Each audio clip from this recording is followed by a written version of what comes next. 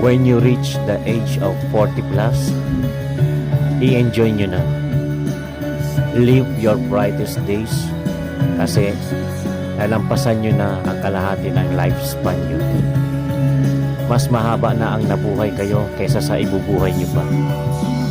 We cannot tell kung mabibigyan pa tayo ng another 40 years to live. Enjoy life.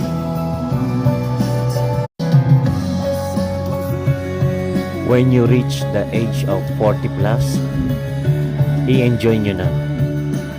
Live your brightest days kasi nalampasan nyo na ang kalahati ng lifespan nyo. Mas mahaba na ang nabuhay kayo kaysa sa ibubuhay nyo pa. We cannot tell kung mabibigyan pa tayo ng another 40 years to live. Enjoy life.